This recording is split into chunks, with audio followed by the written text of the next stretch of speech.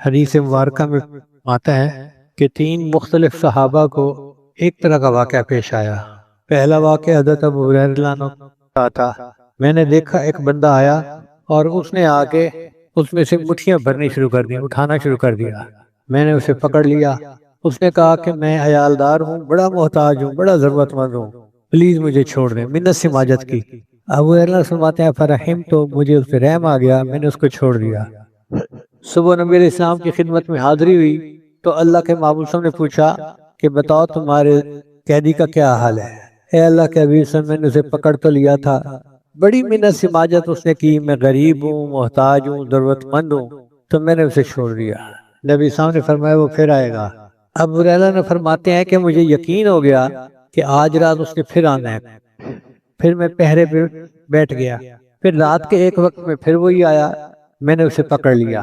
پھر اس نے منت سے ماجت شروع کر دی، میرا عیال ہے اور میں بڑا محتاج ہوں، آپ مجھے چھوڑ دیں۔ ابو ہریرہ فرماتے ہیں کہ مجھے رحم آیا، میں نے چھوڑ دیا۔ پھر دن میں نبی علیہ السلام نے پوچھا بتاؤ بھائی تمہارے قیدی کا کیا حل؟ اے اللہ کے حبیب صلی اللہ علیہ وسلم، اس نے کہا میں محتاج ہوں، عیالدار ہوں، ضرورت مند ہوں، مجھے چھوڑ دے، مجھے رحم آیا، چھوڑ دیا۔ فرمایا وہ پھر آئے گا۔ تو ابو ہریرہ فرماتے ہیں کہ میں نے پھر تیسری رات پہرا دیا، پھر آیا، پھر میں نے اس کو پکڑ لیا۔ میں نے کہا آج تو میں تمہیں نبی علیہ السلام کے پاس لے جا کے ہی چھوڑوں گا، نہیں چھوڑنا۔ اس نے کہا بات سنو، میں آپ کو ایک عمل بتاتا ہوں، وہ کر لیا کرنا، تمہیں بڑا نفع ہوگا۔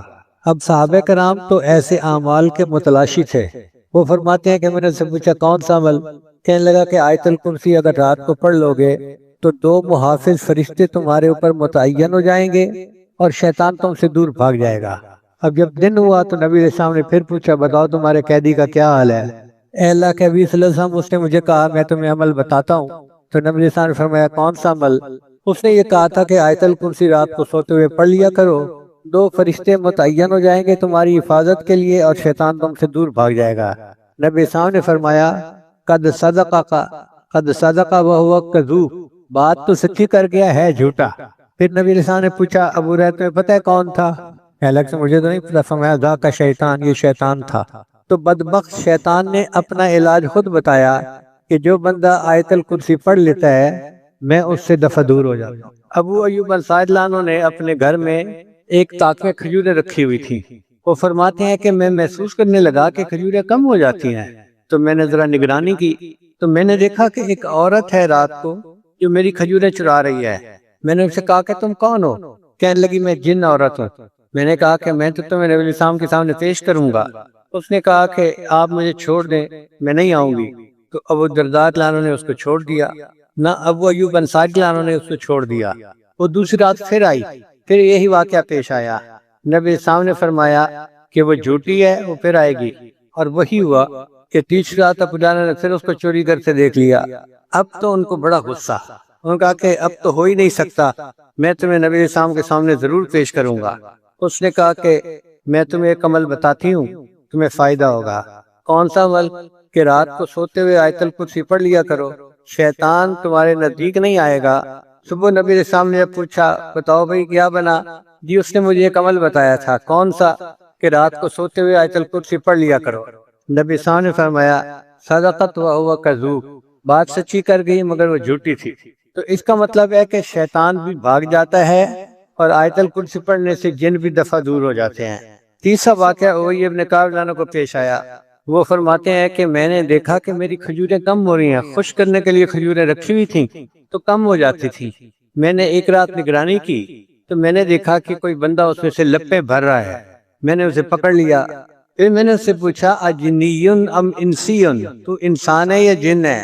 اس نے کہا میں جن ہوں۔ انہوں نے فرمایا تمہیں ہاتھ دکھاؤ۔ تو جیسے کتے کے ہاتھ ہوتے ہیں اس کے ہاتھ اس طرح تھے اور اس پر بال بھی تھے، یعنی انسانوں کے تو بال اتنے نہیں ہوتے، اس کے ہاتھوں پہ بال زیادہ تھے۔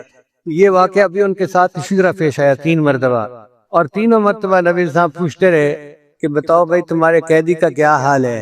اے اللہ کے حبیب صلی اللہ علیہ وسلم، اس نے مجھے ایک عمل بتایا کہ تم کر لیا کرو تو محفوظ ہو جاؤ گے۔ نبی صاحب نے فرمایا صدق الخبیث، اس خبیث نے سچ بولا۔ اس کا مطلب یہ کہ شیطان یا جن آیت الکرسی کے پڑھنے سے دفع ہو جاتے ہیں اور اللہ تعالیٰ کی حفاظت ہو جاتی ہے۔ ایک حدیث مبارکہ میں آتا ہے اور یہ روایت سیدنا حسن رضی اللہ عنہ سے ہے، وہ فرماتے ہیں کہ جو بندہ نماز کے بعد آیت الکرسی کی تلاوت کر لیتا ہے وہ اگلی نماز تک اللہ کی سپرداری میں آ جاتا ہے۔ اتنی بڑی خوشخبری ہے اس حدیث مبارکہ میں، کوئی بندہ اللہ کی سپرداری میں آ جائے، اس سے بڑی اور گارنٹی کیا ہو سکتی ہے؟ اللہ فرماتے ہیں ان ینصرکم اللہ فلا غالب لکم، اگر اللہ تمہاری مدد کرے تو کوئی تم پر غالب نہیں آ سکتا۔ اب ہم پریشان پھرتے ہیں گھر کی وجہ سے، رزق کی وجہ سے، بے برکتی کی وجہ سے، اور اس کا علاج نبی علیہ السلام نے ہمیں بتلا دیا۔ ایک عمل ہے اور چھوٹا بھی نہیں، ایک ہی آیت ہے، اس کے پڑھنے سے انسان اللہ کی ذمہ داری میں آ جاتا ہے۔ اور ایک حدیث مبارکہ میں ہے کہ ہر نماز کے بعد جو بندہ آیت الکرسی پڑھتا ہے اس کے اور جنت کے درمیان صرف موت کا فاصلہ ہوتا ہے۔ کتنی بڑی خوشخبری ہے، اور اس عمل کو کتنا اہتمام کے ساتھ کرنا چاہیے کہ نبی علیہ السلام کی زبان فیض ترجمان سے یہ ارشاد ہو رہا ہے کہ ہر نماز کے بعد آیت الکرسی پڑھنے والے کے اور جنت کے درمیان صرف موت کا فاصلہ ہے۔ موت آئی اور جنت مل گئی۔ اور ایک حدیث مبارکہ میں آتا ہے کہ جو بندہ آیت الکرسی رات کو سوتے ہوئے پڑھ لیتا ہے اللہ تعالیٰ اس کی بھی حفاظت فرماتے ہیں، اس کے گھر والوں کی بھی حفاظت فرماتے ہیں، اور اس کے پڑوسیوں کی بھی حفاظت فرماتے ہیں۔ سبحان اللہ، کیا خوبصورت عمل ہے کہ بندے کی بھی حفاظت ہوتی ہے، اہل و عیال کی بھی، اور قریب کے گھر والوں کی بھی حفاظت ہو جاتی ہے۔ اس عمل کو بہت اہتمام سے کرنے کی ضرورت ہے۔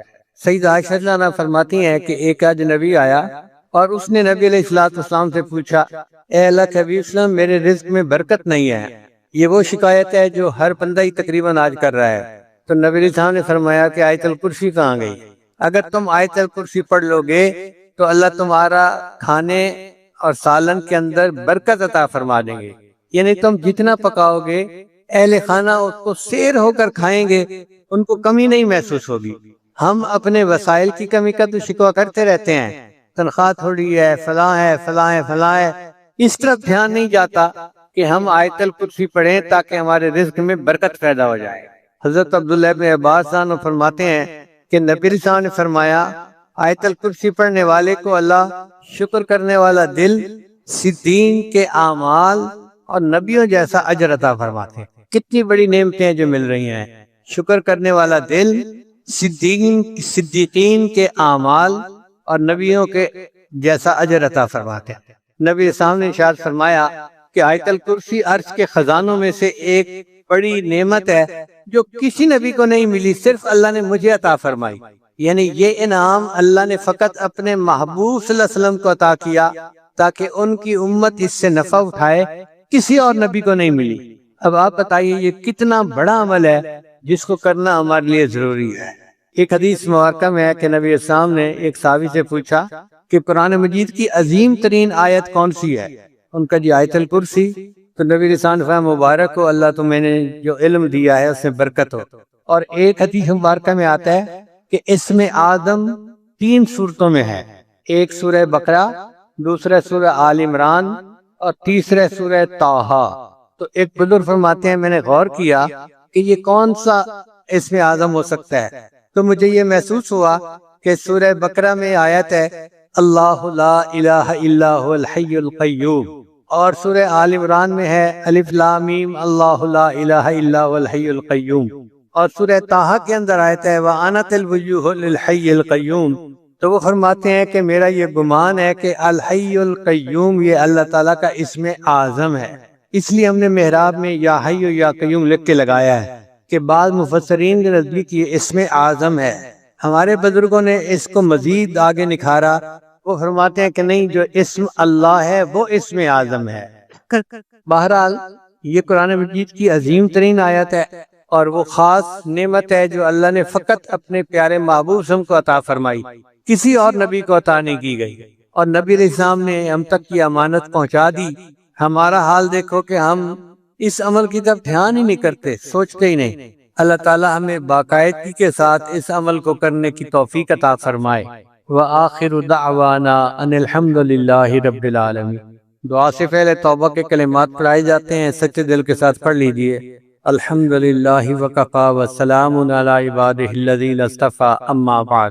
یہ کلمات پڑھتے جائیے۔ بسم اللہ الرحمن الرحیم، لا الہ الا اللہ محمد الرسول اللہ، آمنت باللہ وملائکتہ وکتبہ ورسلہ والیوم الآخر والقدر خیرہ وشرہ من اللہ تعالی والبعث بعد الموت آمنت باللہ کما ہوا باسمائہ وصفاتہ وقبلت جمیع احکامہ اقرار باللسان وتصدیق بالقلب اشہد ان لا الہ الا اللہ واشہد ان محمدا عبدہ ورسولہ استغفر اللہ ربی من کل ذنب واتوب الیہ برحمتک یا ارحم الراحمین۔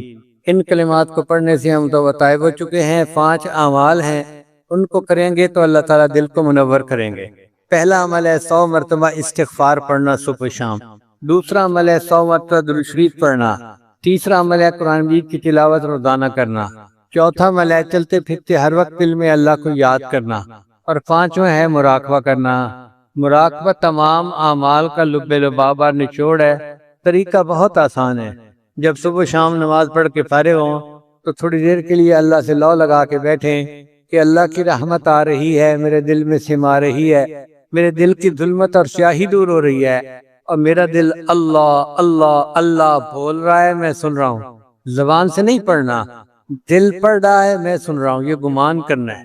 اور حدیث مبارکہ میں آتا ہے انا عند ظن عبدی بی، میں بندے کے ساتھ اس کے گمان کے مطابق معاملہ کرتا ہوں۔ جب بندہ یہ گمان لے کے بیٹھتا ہے تو کچھ ہی دنوں میں اس کے دل میں اللہ کی ایسی محبت پیدا ہوتی ہے کہ اس کو محسوس ہوتا ہے کہ میرے دل سے اللہ اللہ اللہ کی آواز آ رہی ہے۔ وہ جن کا عشق صادق ہے وہ کب فریاد کرتے ہیں، لبوں پہ مہر خاموشی دلوں میں یاد کرتے ہیں۔ ہم بھی اپنے اللہ کو اپنے دلوں میں یاد کریں۔ اللہ ہمیں یہ توفیق عطا فرمائے۔ انسان جو کام بھی شریعت و سنت کے خلاف کرتا ہے اس کو گناہ کہتے ہیں۔ اس گناہ سے توبہ کرنا لازم ہوتا ہے۔ ارشاد باری تعالی ہے وَتُوبُوا إِلَى اللَّهِ جَمِيعًا أَيُّهَا الْمُؤْمِنُونَ لَعَلَّكُمْ تُفْلِحُونَ، اور اے ایمان والو تم سب کے سب اللہ کے سامنے توبہ کرو تاکہ تم فلاح پا جاؤ۔ چنانچہ ابن تیمیہ رحمۃ اللہ علیہ نے الایمان الاوسط ایک کتاب ہے، اس میں 10 اسباب بتائے ہیں جن سے انسان کے گناہ معاف ہوتے ہیں۔ یہ 10 اسباب ہمیں زبانی یاد ہونے چاہیے تاکہ ہم ان کے ذریعے سے اپنے گناہوں کی بخشش کا بندوبست کر لیں۔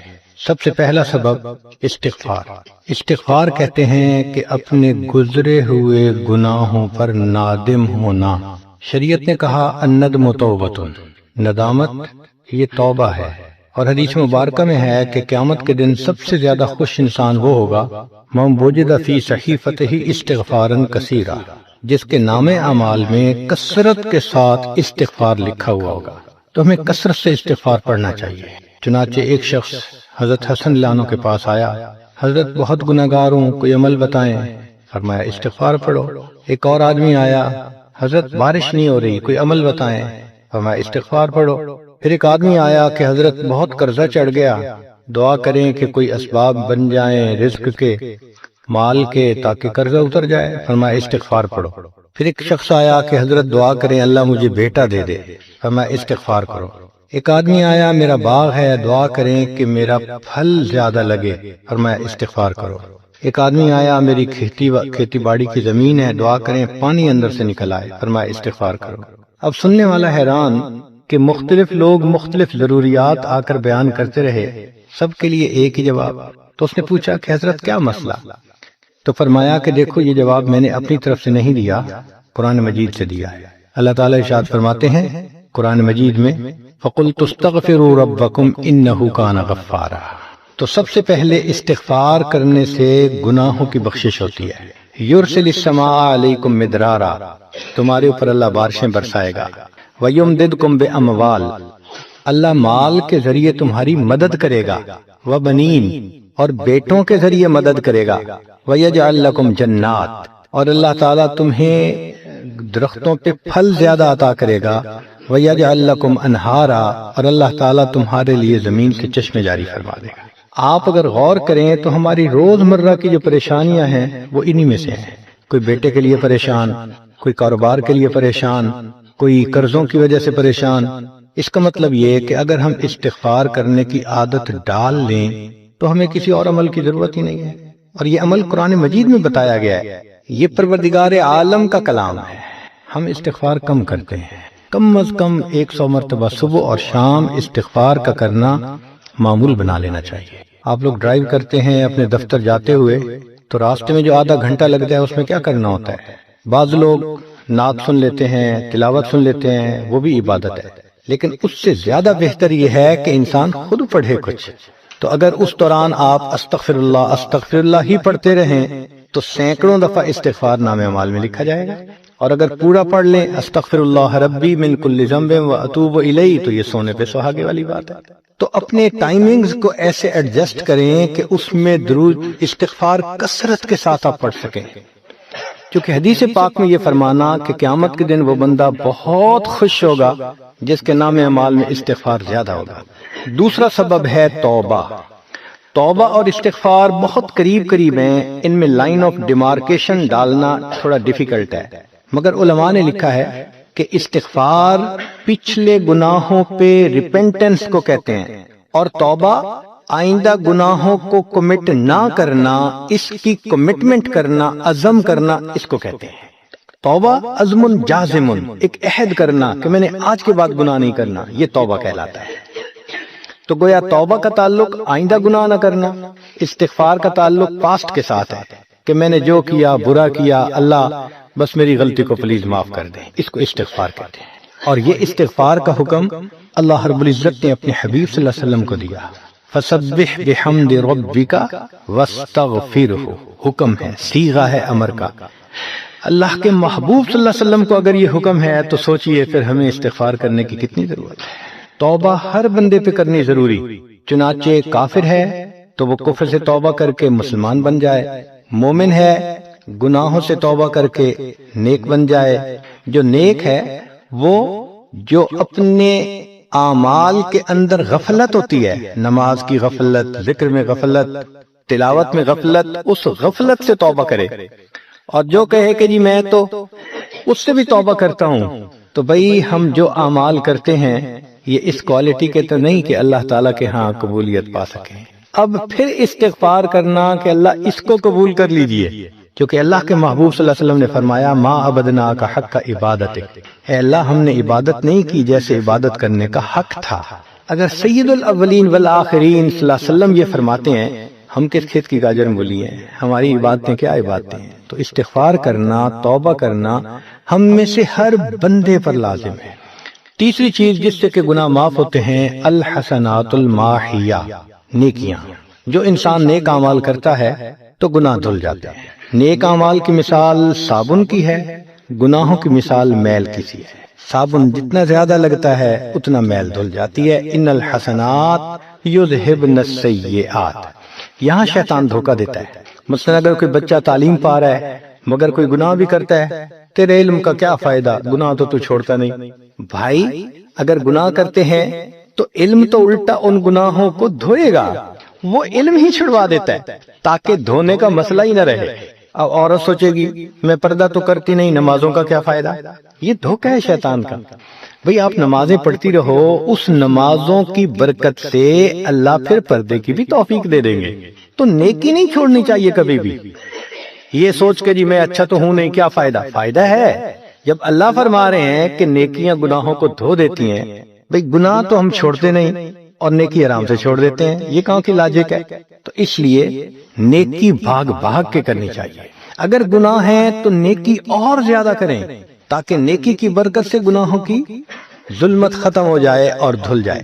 حدیث پاک میں ہے بندہ گناہ کرتا ہے لکھ دیا جاتا ہے، دوسرا گناہ، تیسرا، 5 گناہ کرتا ہے، پھر اس کے بعد وہ ایک نیکی کرتا ہے تو نیکی والا فرشتہ کہتا ہے کہ دیکھو اللہ کے ہاں دستور ہے من جاء بالحسنۃ فلہ عشر امثالھا، اس کو 10 نیکیاں ملنی تھی، تم نے 5 گناہ لکھے ہیں نا، اچھا تم 5 گناہ مٹا دو، میں نامہ اعمال میں 10 نیکیوں کی بجائے صرف 5 نیکیاں بیلنس وہ ڈال دیتا ہوں۔ چنانچہ 5 گناہ مٹا دیے جاتے ہیں، 5 نیکیاں نامہ اعمال میں لکھ دی جاتی ہیں۔ اس لیے خوب نیکی کرنی چاہیے تاکہ اللہ تعالیٰ گناہوں کی ظلمت سے ہمیں محفوظ فرما دے۔ چوتھی چیز جس سے کہ گناہ معاف ہوتے ہیں، دعا المؤمنین للمؤمن، جو ایمان والے ایک دوسرے کے لیے دعائیں کرتے ہیں اس سے بھی گناہ معاف ہوتے ہیں۔ چنانچہ عمر لانو جا رہے تھے عمرے کے لیے، نبی علیہ السلام نے فرمایا اے بھائی ہمیں اپنی دعاؤں میں نہ بھولنا، تو نبی علیہ السلام نے امت کو تعلیم دی کہ ایک دوسرے کو دعاؤں کے لیے کہنا چاہیے۔ یہ بہت اچھی عادت ہے کہ جب کسی سے ملیں جی ہمیں اپنی دعاؤں میں یاد رکھیں، والدین کو کہنا، بڑوں کو کہنا، دوستوں کو کہنا، کیا معلوم کس کی مانگی ہوئی دعا کام آ جائے۔ اس دعا کا فائدہ ہوتا ہے نا، تبھی تو قرآن مجید میں دعا سکھائی گئی، ربنا اغفر لنا ولإخواننا الذین سبقونا بالایمان، اے اللہ جو ہم سے پہلے ایمان والے چلے گئے ان کی بھی مغفرت فرما دے۔ تو فائدہ ہوتا ہے تو قرآن نے دعا سکھائی ہے نا۔ تو ایمان والوں کی دعاؤں سے دوسرے ایمان والوں کو فائدہ ہوتا ہے۔ حدیث پاک میں ہے دوست کی دعا دوست کے پیٹھ پیچھے رد نہیں کی جاتی، کیوں؟ اس میں خلوص ہوتا ہے۔ تو اس لیے حدیث پاک میں ہے، مسلم شریف کی روایت ہے کہ اگر کوئی آدمی فوت ہو جائے اور 40 آدمی جنازہ پڑھ لیں جو ایمان والے ہوں، توحید والے ہوں، فرمایا ما من رجل مسلم یموت فیقوم علی جنازتہ 40 رجلا لا یشرکون باللہ شیئا الا شفعهم اللہ فیہ، اللہ 40 بندوں کی نماز جنازہ کو قبول کر کے میت کی مغفرت فرما دیتے ہیں۔ پانچواں عمل ما یعمل للمیت من اعمال البر، ہم اپنے فوت شدہ لوگوں کے لیے جو نفل کے کوئی نیک کام کرتے ہیں اس سے بھی ان کے گناہ معاف ہوتے ہیں۔ مثلا صدقہ کر دیا، قرآن پاک پڑھا، ان کو بخش دیا، ان کی طرف سے عمرہ کیا، حج کیا، ان نفلی اعمال کا ثواب ان کو ملتا ہے، اس کی وجہ سے ان کے گناہوں کو معاف کر دیا جاتا ہے۔ چنانچہ حضرت شیخ الحدیث رحمۃ اللہ علیہ نے فضائل ذکر میں یا کسی اور کتاب میں واقعہ لکھا ہے کہ ایک اللہ والے تھے، قبرستان کے قریب سے جاتے ہوئے انہوں نے کچھ پڑھ کے قبرستان والوں کو بخش دیا۔ رات خواب دیکھا کہ وہی قبرستان والے ہیں اور ایک آدمی آتا ہے جیسے کوئی ڈاک تقسیم کرنے والا ڈاکیا ہوتا ہے، اور سب اس کی طرف بھاگ پڑتے ہیں جیسے ڈاک لینے کے لیے ہوں۔ ایک بندہ پیچھے آرام سے بیٹھا ہوتا ہے، وہ پوچھتا ہے کیا معاملہ؟ وہ کہتے ہیں کہ یہ فرشتہ آیا ہے، روزانہ کی جو ڈاک آئی ہے نا نیکیوں کی، جو اولاد نے، رشتہ داروں نے، دوستوں نے کیے، لہذا وہ اعمال نیکیاں ملتی ہیں تو یہ سب لوگ جاتے ہیں کہ نیکیاں ملیں گی، ہمارا درجہ بڑھے گا۔ اس نے کہا کہ آپ کو ضرورت نہیں ہے؟ کہنے لگا ہاں میں لے لوں گا، مگر میرا ایک بیٹا ہے جسے میں نے قرآن پاک کا حافظ بنایا، اس کی دکان ہے، وہ سارا دن دکان پہ بیٹھا رہتا ہے اور ساتھ ساتھ قرآن پڑھتا رہتا ہے، تو مجھے اتنی نیکیاں مل جاتی ہیں کہ میں بعد میں لے لوں گا۔ اس نے کہا بیٹا کہاں؟ اس نے کہا فلاں جگہ دکان ہے۔ وہ اللہ والے جب وہاں گئے اگلے دن تو دیکھا کہ ایک نوجوان ہے اور وہ بیٹھا ہوا ہے، گاہک آتا ہے تو اس کو سودا بیچ دیتا ہے، جب گاہک کوئی نہیں ہوتا تو وہ قرآن پڑھنا شروع کر دیتا ہے۔ تو وہ سمجھ گیا کہ میرا خواب سچا تھا، اس بچے کے قرآن پڑھنے سے اس کے والد کو خوب بینیفٹ مل رہا ہے۔ کچھ عرصے کے بعد دوبارہ پھر اسی قبرستان کے قریب سے گزرے، پھر انہوں نے کچھ پڑھ کے بخش دیا۔ رات خواب میں دیکھا کہ اب جب تقسیم ہوا تو سب بھاگے تو وہ بندہ بھی بھاگا۔ انہوں نے کہا آپ بھی بھاگ رہے ہو؟ کہنے لگا ہاں میں اس لیے بھاگ رہا ہوں کہ میرا وہ بیٹا فوت ہو گیا، اب مجھے قرآن پڑھ کے بخشنے والا کوئی ایسا ہے نہیں، تو جو عام ایمان والوں کا ثواب آتا ہے میں بھی اسی میں سے اپنا حصہ لینے کے لیے جا رہا ہوں۔ تو ایمان والوں کے ان اعمال کا ثواب بھی ملتا ہے، اور اصل میں یہ اسی بندے کا اپنا عمل ہوتا ہے۔ یہ ذہن میں رکھنا کہ جو ایمان والے پڑھ کے بخشتے ہیں نا اس کا ثواب کیوں ملتا ہے؟ اس کا اپنا عمل۔ دیکھو اس نے نیکوں سے تعلق جوڑا، وہ بھی تو ہوتے ہیں جن کے مرنے کے بعد پیچھے ریچھ کتے کی لڑائی کرواتے ہیں، میلے لگواتے ہیں، موسیقی کی محفلیں ہوتی ہیں، وہ بھی تو ہوتے ہیں نا، تو ان کو کچھ نہیں ملتا۔ اس بندے نے نیکوں سے محبت کی، یہ اس کا اپنا عمل ہے، اس کی محبت کی وجہ سے اب یہ لوگ اس کو پڑھتے ہیں، اللہ اس کو ثواب پہنچا دیتے ہیں، تو اس کے اپنا عمل ہے اصل میں۔ چھٹی چیز جس کی وجہ سے گناہ معاف ہوتے ہیں، المصائب التي يكفر الله بها الخطايا في الدنيا، دنیا میں انسان کو جو مشکلات، تکلیفیں، مصیبتیں پہنچتی ہیں ان کی وجہ سے گناہ معاف کر دیے جاتے ہیں۔ کوئی مصیبت دنیا میں پہنچتی ہے گناہ معاف ہوتے ہیں۔ چنانچہ نبی علیہ السلام تشریف فرما تھے، چراغ بجھ گیا، نبی السلام نے فرمایا انا للہ و انا الیہ راجعون۔ ام المومنین عائشہ رضی اللہ عنہا نے پوچھا ہے اللہ کے حبیب صلی اللہ علیہ وسلم یہ تو پڑھتے ہیں جب کوئی آدمی فوت ہو جاتا ہے؟ فرمایا عائشہ مومن کو جو بھی دنیا میں تکلیف غم پہنچتا ہے اگر وہ اس کے اوپر انا للہ پڑھ لے اس کو ثواب ملتا ہے۔ تو سوچنے کی بات ہے چراغ کے بجھنے پر اگر ثواب ملتا ہے تو کسی عزیز کی زندگی کا چراغ بجھ گیا، اس پر کتنا ثواب ملے گا۔ اس لیے تکلیف آئے تو پریشان ہونے کی بات نہیں ہوتی، صبر کرنے کی بات ہوتی ہے۔ انسان بے صبری کے ذریعے خواہ اس تکلیف پر ملنے والے ثواب سے اپنے آپ کو محروم کر دیتا ہے۔ بے صبری سے تکلیف ختم نہیں ہوتی، ثواب ملنا بند ہو جاتا ہے، تو بے صبری کا کیا فائدہ؟ اور ہو سکتا ہے کہ یہ مصیبت جو آئی یہ بندے نے خود مانگی ہو، یہ بھی عجیب بات ہے۔ آپ کہیں گے جی کوئی بندہ مصیبت تو نہیں مانگتا، ہاں ہو سکتا ہے مانگی ہو۔ کیسے؟ کہ دعا مانگی، اللہ مجھے قیامت کے دن میرے محبوب صلی اللہ علیہ وسلم کے ہاتھوں حوض کوثر کا جام عطا کر دینا، اللہ نے دعا قبول کر لی۔ عمل تو ہے نہیں کہ یہ نعمت نصیب ہو، تو اب کیسے ملے گا؟ اللہ تعالیٰ بیماری، مصیبت، پریشانی کچھ اس کے اوپر بھیج دیتے ہیں۔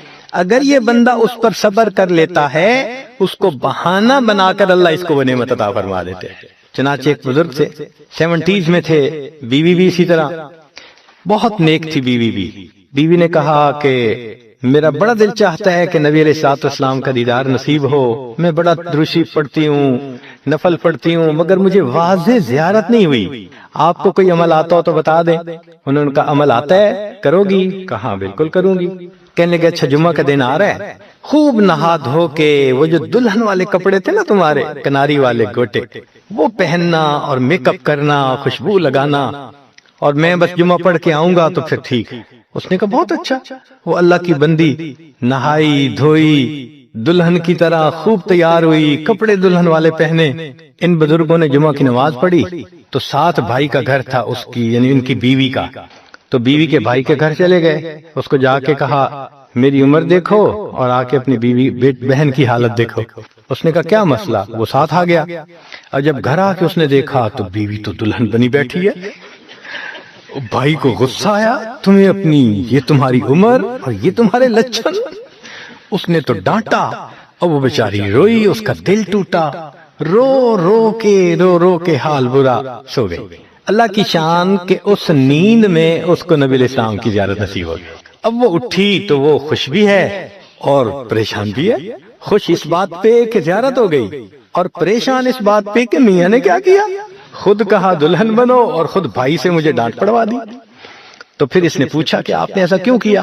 انہوں نے کہا دیکھو میں تمہاری زندگی کو قریب سے جانتا ہوں، میں نے تمہیں اتنا پیار محبت سے رکھا ہے کہ تمہیں زندگی کے کوئی تکلیف نہیں پہنچنے دی میں نے۔ تم نے عبادت کی انتہا کی ہے، مگر کچھ نعمتیں ہوتی ہیں جو دل ٹوٹنے پہ ملتی ہیں، تو تمہارا تو کبھی دل ٹوٹا نہیں، تو میں نے ایک بہانہ بنایا کہ تمہیں کہا دلہن بنو، بھائی کو شکایت لگا دی، اس نے ڈانٹ پلا دی، تمہارا دل ٹوٹا، اللہ کو رحم آ گیا، اللہ تعالیٰ ٹوٹے دلوں پر رحم فرما دیتے ہیں۔ تو ممکن ہے کہ یہ مصیبت، یہ پریشانی اللہ کی طرف سے ہمارے لیے انعام کا سبب بن کے آئی ہو۔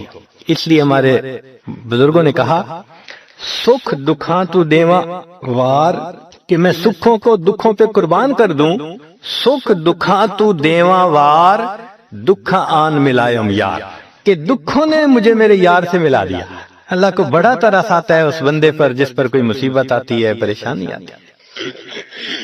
پھر ساتویں چیز جس سے کہ گناہ معاف ہوتے ہیں، ما یحصل فی القبر من الفتنة والزغطة والروع، قبر کے اندر انسان جب جائے گا تو اس کو وہاں پر زغط قبر پیش آئے گا، قبر دباتی ہے، اس قبر کے دبانے سے بھی گناہ معاف ہوتے ہیں، اور یہ زغط قبر ہر کسی کو پیش آئے گا۔ سعد رضی اللہ عنہ ایک صحابی ہیں، نبی علیہ السلام نے ان کا جنازہ پڑھایا اور اللہ کے محبوب صلی اللہ علیہ وسلم پنجوں کے بل چلنے لگے، تو صحابی نے پوچھا اے اللہ کے حبیب صلی اللہ علیہ وسلم آپ ایسے چل رہے ہیں؟ فرمایا سعد کی نماز جنازہ میں شرکت کے لیے اتنے فرشتے آسمان سے اتر آئے، مجھے پاؤں رکھنے کی جگہ نہیں مل رہی۔ پھر حدیث پاک میں آتا ہے کہ نبی علیہ السلام نے فرمایا سعد کی وفات پر اللہ کا عرش بھی 3 دن تک روتا رہا۔ جن کی وفات پہ اللہ کا عرش روئے، اللہ کے فرشتے جنازے میں اتریں، کیسے اللہ کے مقبول بندے ہوں گے؟ پھر نبی علیہ السلام نے فرمایا سعد کو بھی زغط قبر پیش آیا۔ تو اس کا مطلب یہ کہ یہ زغط قبر تو پیش آنا ہی ہے، ہر کسی کو آنا ہے، کوئی بھی ہو۔ اب یہ عجیب سی بات ہے، مگر اس کو سمجھیں کہ کیوں پیش آنا ہے۔ آپ اگر کسی ریسٹورنٹ پہ جائیں اور جا کے سویٹ ڈش کھائیں یا کباب کھائیں تو بل پے کرنا پڑتا ہے نا، گروسری سٹور سے جا کے کوئی چیز لائیں بل پے کرنا پڑتا ہے نا، ہر چیز کا بل ہوتا ہے نا۔ اس دنیا میں انسان جو مزے لیتا ہے بھلے جائز صحیح، ان کی بھی ایک کاسٹ ہے اور وہ اسے پے کرنی پڑے گی، اور وہ کاسٹ ضغطۂ قبر سے پے ہوگی۔ اس لیے جس کی زندگی غربت میں گزری ہوگی اس کا ضغطۂ قبر بہت کم ہوگا، اور جس نے عیش آرام مزے سہولت انجوائے کیا کاسٹ تو دینی پڑے گی نا۔ تو ضغطۂ قبر تو پیش آنا ہے۔ ہمارے والد صاحب بچپن میں دیکھتا تھا میں کہ بہت اچھا سالن بنا ہوتا تھا نا، تو اکثر وہ گلاس پانی کا اٹھاتے تھے اور ایک گھونٹ پانی ڈال دیتے تھے۔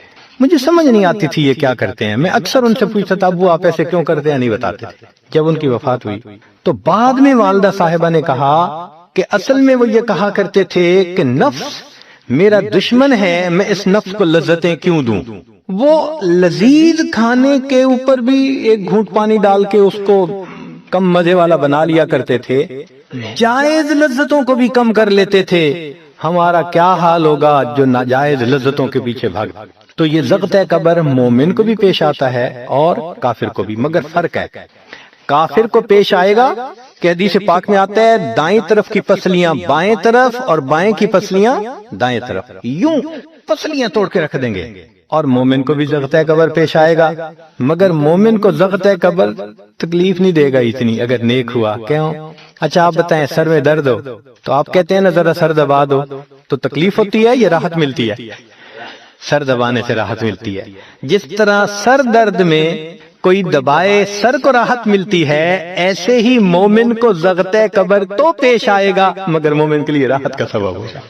آٹھویں چیز جس سے کہ گناہ معاف ہوں گے، احوال یوم القیامت و کربھا و شدائدھا۔ قیامت کے دن جو انسان کو ایک وحشت کی کیفیت ہوگی، ہول کی کیفیت ہوگی، خوف ڈر کی کیفیت ہوگی۔ اللہ اکبر۔ امام غزالی رحمت اللہ علیہ نے تفصیل لکھی ہے کہ سارے لوگ کھڑے ہوں گے اور سورج بہت قریب ہوگا، پسینے میں شرابور ہوں گے۔ اللہ اکبر۔ اس وقت جہنم کے اندر ابال آئے گا اور جہنم کے اندر سے انگارے اٹھ کر اوپر جائیں گے اور واپس گریں گے۔ فرماتے ہیں اس وقت انبیاء میں سے کوئی نبی بھی ایسا نہیں ہوگا جس کو یہ ڈر نہ ہو کہ کہیں انگارے میرے اوپر نہ آ جائیں۔ اگر انبیاء بھی تھرا رہے ہوں گے، ہمارا اس دن کیا حال ہوگا؟ تو قیامت کے دن کی دہشت اور وحشت کوئی چھوٹی چیز نہیں ہے، مگر اس سے بھی اللہ تعالیٰ ایمان والوں کے گناہوں کو معاف فرما دیں۔ پھر نویں چیز جس سے کہ گناہ معاف ہوں گے، شفاعت النبی صلی اللہ علیہ وسلم فی اہل الذنوب یوم القیامہ۔ قیامت کے دن اللہ کے پیارے حبیب صلی اللہ علیہ وسلم جو اپنی امت کے لیے شفاعت فرمائیں گے، اللہ اس پر بھی امتیوں کے گناہوں کو معاف فرما دیں گے۔ نبی اسلام نے ارشاد فرمایا کہ اللہ رب العزت نے ہر نبی علیہ السلام کو ایک ایسی دعا مانگنے کا اختیار دیا کہ جیسی دعا مانگی جائے گی منوان قبول ہو جائے گی۔ تو انبیاء نے دعائیں مانگی تو صحابی نے پوچھا اے اللہ کے نبی وسلم آپ کو بھی اختیار دیا گیا؟ فرمایا مجھے بھی اختیار دیا گیا۔ اے اللہ کے نبی وسلم آپ نے کیا دعا مانگی؟ فرمایا میں نے کوئی دعا نہیں مانگی، میں نے اس کو ذخیرہ رکھ لیا، قیامت کے دن جب میری گنہگار امت کا حساب ہوگا اس وقت میں وہ دعا مانگوں گا، امت کو لے کے جنت میں جاؤں گا۔ اللہ کے محبوب صلی اللہ علیہ وسلم کو امت سے کتنا پیار تھا۔ کوئی ماں اولاد کے لیے 23 سال نہیں روتی، جوان بیٹا فوت ہو 2-4 مہینے رو کے پھر نارمل لائف ہو جاتی ہے۔ کوئی باپ اولاد کے لیے 23 سال نہیں روتا۔ اللہ کے پیارے حبیب صلی اللہ علیہ وسلم امت کے لیے 23 سال آنسو بہاتے، رب امتی رب امتی رب امتی دعا مانگتے تھے، لمبے سجدے۔ ام المومنین عائشہ صدیقہ عنہا فرماتی ہیں کہ محبوب صلی اللہ علیہ وسلم کے آنسو جو مصلی پہ گرتے تھے مجھے لگتا تھا کہ بارش کے قطرے زمین کے اوپر گر رہے ہیں، ایسے آواز محسوس ہوتی تھی۔ اور اتنا لمبا سجدہ ہوتا تھا کہ کبھی کبھی میں اٹھ کے محبوب صلی اللہ علیہ وسلم کے پاؤں کے انگوٹھے کو ٹچ کرتی تھی کہ ابھی جان تو سلامت ہے نا، تب مجھے احساس ہوتا تھا نہیں ابھی تک نہیں، سجدہ لمبا ہو گیا۔ اتنا لمبا سجدہ کس کے لیے؟ اللہ امت کو گناہوں کو معاف فرما دے، امت کے گناہوں کو معاف۔ چنانچہ جب نبی علیہ الصلوۃ والسلام پر آخری یعنی مرض آئی، بیماری کی کیفیت آئی، تو اللہ کے حبیب صلی اللہ علیہ وسلم کو بخار بہت تیز ہو گیا تھا، اور جو مسجد میں آخری مرتبہ لائے تھے تو 2 آدمی تھے، ایک ادھر تھا ایک ادھر تھا، اور اللہ کے حبیب صلی اللہ علیہ وسلم نے ان کا سہارا لیا تھا اور بہت مشکل سے چل کے تشریف لائے تھے۔ یہ آخری نماز تھی، پھر واپس تشریف لے گئے، بخار اور تیز ہو گیا۔ سیدہ صدیقہ عنہا فرماتی ہیں کہ میں نے اوپر کپڑا سا ڈال دیا، کپڑے کے اوپر سے مجھے گرمی محسوس ہو رہی تھی، میں نے پانی کا ایک پیالہ پیش کیا، اللہ کے حبیب صلی اللہ علیہ وسلم پانی کے پیالے میں ہاتھ مبارک ڈالتے تھے اور اپنے چہرے پہ لے رہے تھے، اور جسم تھا کہ جیسے کوئی گرم چیز میں سے گرمی نکل رہی ہوتی ہے، اس طرح وہ بخار سے دہک رہا تھا۔ فرماتی ہیں کہ مجھے محسوس ہوا کہ یہ تو بہت تیز بخار ہے، کبھی ایسا نہیں دیکھا۔ تو میں نے پوچھا اے اللہ کے حبیب صلی اللہ علیہ وسلم، بخار ایسا تو کبھی نہیں دیکھا، اتنا زیادہ تیز، اتنا زیادہ تیز؟ نبی علیہ السلام نے فرمایا عائشہ، مومن کو سکرات موت کے وقت جو تکلیف ہوتی ہے اس پر بھی اس کے گناہ معاف ہوتے ہیں۔ میں نے اللہ سے یہ دعا مانگی تھی، اللہ جب میری سکرات کا وقت آئے تو مجھے تکلیف زیادہ دے دینا، اور اس کے بدلے اللہ میری امت کے گناہوں کو معاف فرما دینا۔ عائشہ، یہ وہ سکرات ہے جس کی وجہ سے مجھے تکلیف بہت ہے۔ اللہ کے محبوب صلی اللہ علیہ وسلم کو اتنی تکلیف ہو رہی تھی۔ اتنے میں اطلاع ملی، دروازہ کھٹکھٹایا گیا، پوچھا کون؟ جواب ملا جبریل علیہ السلام اور اسرائیل علیہ السلام اجازت مانگتے ہیں آنے کی۔ نبی علیہ السلام نے فرمایا جبریل اندر آ جائیں، تو جبریل آئے۔ اے اللہ کے حبیب صلی اللہ علیہ وسلم، اللہ نے آپ کو یاد فرمایا ہے۔ نبی علیہ السلام نے فرمایا جبریل، اللہ تعالیٰ سے پوچھ کے یہ پہلے بتاؤ میرے بعد میری امت کا کیا حال ہوگا، پہلے پوچھ کے بتاؤ۔ جبریل علیہ السلام نے اللہ تعالیٰ سے پوچھا، رب کریم نے کہا، فرمایا میرے محبوب سے جا کر کہہ دو اے محبوب آپ کے بعد آپ کی امت کو تنہا نہیں چھوڑیں گے۔ جب نبی علیہ السلام کو تسلی ہو گئی، محبوب نے فرمایا اچھا ملک الموت کو بھی اندر آنے دو۔ اللہ کے محبوب صلی اللہ علیہ وسلم کو امت سے ایسی محبت تھی، اللہ اکبر۔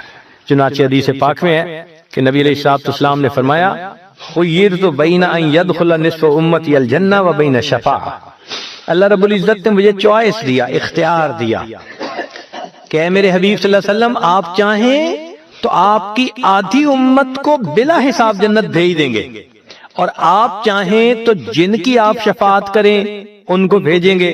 نبی علیہ السلام فرماتے ہیں فاخترت الشفاعہ، میں نے شفاعت کو چن لیا، لأنہا اعم و اکثر، اس لیے کہ میری شفاعت پر آدھی سے زیادہ امت کے لوگ جنت میں چلے جائیں گے۔ اللہ اکبر۔ پوچھنے والے نے پوچھا اے اللہ کے حبیب صلی اللہ علیہ وسلم اترونہا للمتقین، کیا آپ کی شفاعت نیکوں کے لیے ہوگی؟ فرمایا لا ولکنہا للمذنبین الخطائین المتلوثین، نہیں میری شفاعت میرے امت کے گناہگاروں کے لیے ہوگی۔ اللہ کے حبیب صلی اللہ علیہ وسلم کی شفاعت کا نصیب ہو جانا یہ بھی گناہوں کی بخشش کا سبب ہے، مگر شفاعت کس کو نصیب ہوگی اس کی بھی تفصیل سن لیجئے۔ کچھ لوگ ہوتے ہیں سنت کو دیکھتے ہیں ان کا دل خوش ہو جاتا ہے، وہ سنت رکھنے والے کو انکریج کرتے ہیں، اس کو مورل سپورٹ دیتے ہیں، نہیں تم نے اچھا کیا۔ اور کچھ وہ ہوتے ہیں کہ جو دیکھتے ہیں چہرے پہ سنت سجی، کیا ملا بن گئے، کیا تم نے چہرے پہ کر لیا۔ علماء نے لکھا جس نے سنت کو دیکھ کر ناگواری کا اظہار کیا اس نے اپنے آپ کو شفاعت سے محروم کر لیا۔ یہ نہیں ہے کہ ہم سنت کا مذاق بناتے پھریں اور ہمیں شفاعت نصیب ہوگی، نہیں، احترام ہو دل میں سنت کا۔ نبی علیہ السلام کی ایک ایک سنت پہ قربان ہو انسان، جب یوں محبت ہوگی تو پھر نبی علیہ السلام کی شفاعت بھی ان کے لیے ہوگی۔ 10واں سبب جس سے کہ گناہ معاف ہوں گے، رحمت اللہ و عفوہ و مغفرتہ بلا سبب من العباد، قیامت کے دن انبیاء کرام شفاعت کریں گے، بخشش ہوگی، پھر علماء کریں گے، شہداء کریں گے، پھر سب جنتی شفاعت کریں گے، حتیٰ کہ کوئی ایسا نہیں رہے گا کہ جو کسی اور کی شفاعت کرے، اور وہ لوگ جہنم میں ہوں گے کہ جن کا کوئی جنتی واقف ہی نہیں ہوگا۔ اللہ اکبر۔ سالوں وہ جہنم میں جلتے رہیں گے، جلتے رہیں گے، پھر ایک وقت آئے گا کہ ان میں سے جن کے دل میں تھوڑا سا بھی ایمان ہوگا نا، اگرچہ اس کی شفاعت کرنے والا کوئی نہیں ہوگا، ان کو بھی اللہ بخشنے کا سبب بنائیں گے۔ وہ کیسا ہوگا؟ حدیث پاک میں آتا ہے کہ یہ جو ایمان والے ہوں گے نا، ان کے اور کافروں اور مشرکین کے درمیان جو دیوار تھی نا آگ کی، اس کو ذرا ٹرانسپیرنٹ اللہ بنائیں گے، تو مشرکین دیکھیں گے اور کہیں گے ہم تو جل ہی رہے تھے، تم تو کلمہ پڑھتے تھے، تم بھی یہاں جل رہے ہو۔ تو وہ جب ان کو کلمے کا تانا دیں گے کہ تمہارا نام تو مسلمانوں والا تھا نا، تو اس وقت وہ جہنمی اللہ سے فریاد کریں گے، اللہ تیری توحید کا تانا دیتے ہیں، کہاں گیا تمہارا خدا، تم بھی ہمارے ساتھ جل رہے ہو۔ جب وہ فریاد کریں گے، اللہ تعالیٰ جبرائیل علیہ السلام کو فرمائیں گے، جبرائیل جاؤ، جس کے دل میں ذرہ برابر بھی تمہیں ایمان نظر آتا ہے اس کو بھی جہنم سے نکال، ان کو بھی جہنم سے نکال دیا جائے۔ پھر اس کے بعد وہ بچیں گے کہ جن کا ذرہ ایمان بھی نہیں فرشتے کو نظر آئے گا، مگر اللہ فرمائیں گے انبیاء نے بھی شفاعت کر لی، شہداء نے بھی، علماء نے بھی، جنتیوں نے بھی، اب میں اپنی رحمت کا اظہار کرتا ہوں، میں بھی تو بندوں سے محبت کرتا ہوں۔ حدیث پاک میں ہے ثلاثہ حشیاتن، یوں کر کے اگر گندم ہونا اور انسان دونوں ہاتھوں کو ایسے کرے تو اس کو لپ کہتے ہیں، لپ بھرنا، تو اس میں ہزاروں چاول کے دانے آ سکتے ہیں۔ سوچئے اللہ رب العزت لپ بھریں گے تو وہ کتنی بڑی ہوگی، کھربوں لوگ ہوں گے، ایک لپ کو بھر کے نکالا جائے گا، پھر دوسری کو نکالا جائے گا، پھر تیسری لپ بھر کے نکالیں گے، پھر ایک حوض ہوگا، کہا جائے گا جہنمی کو اغتسل فی ھذا الغدیر، اس حوض کے اندر تم جاؤ غسل کرو۔ جب وہ غسل کریں گے بالکل ان کے جسم صحیح سلامت ہو جائیں گے، پھر اللہ تعالیٰ ان کو جنت عطا فرمائیں گے، مگر ان کے ماتھے پر لکھا ہوا ہوگا اتقاء الرحمن، کہ رحمان نے اپنی رحمت سے ان کو رعایتی پاس کر دیا، وہ جنت میں جائیں گے۔ اب جو جنت میں جائیں گے تو جنتی لوگ ان کے ساتھ ملیں گے، خوش ہوں گے، مگر کہیں کہیں کوئی ان کو کہے گا ہم تو اللہ کے فضل سے سیدھا آ گئے، تم تو آیا فلاں جگہ سے آئے ہو نا، رعایتی پاس ہو۔ اب جب ان کو رعایتی پاس کا تانا ملے گا تو ان کو عجیب لگے گا، پھر ایک وقت آئے گا کہ یہ سب اتقاء الرحمن اللہ کے سامنے فریاد کریں گے، اللہ آپ نے اپنی رحمت سے جہنم سے نکال دیا، جنت بھیج دیا، یہ جو مہر ایک لگا دی یہ بھی تو اتار دیجئے نا۔ تو اللہ تعالیٰ ان کی مہر کو ختم فرمائیں گے اور یہ جنت میں رہنے لگ جائیں گے۔ امام غزالی رحمت اللہ علیہ اس واقعے کو نقل کرنے کے بعد لکھتے ہیں، میرا کوئی عمل ایسا تو نہیں کہ میں امید کروں کہ میں جنت چلا جاؤں گا، کاش اللہ مجھے ان اتقاء الرحمن میں شامل فرما لیتے، کاش کہ اللہ تعالیٰ مجھے ان اتقاء الرحمن میں شامل فرما لیتے۔ بے گناہوں میں چلا زاہد جو اس کو دیکھنے، مغفرت بولی ادھر آ میں گنہگاروں میں ہوں، وہ کرشمے شان رحمت نے دکھائے روز حشر، چیخ اٹھا ہر بے گناہ میں بھی گنہگاروں میں ہوں۔ اللہ اکبر۔ حضرت قاری طیب صاحب رحمت اللہ علیہ ایک کتاب میں لکھتے ہیں، اتنا اللہ کی رحمت کا ظہور ہوگا، اتنا ظہور ہوگا اس دن، ایک ایسا وقت آئے گا کہ شیطان بھی سر اٹھا کر دیکھے گا، اسے بھی امید لگے گی شاید میری بھی مغفرت کر دی جائے۔ وَكَانَ بِالْمُؤْمِنِينَ رَحِيمًا، اللہ تعالیٰ قیامت کے دن اپنی رحمت کا اظہار فرمائے۔ اللہ کرے قیامت کے دن اللہ کی رحمت سے ہمارا کام بن جائے۔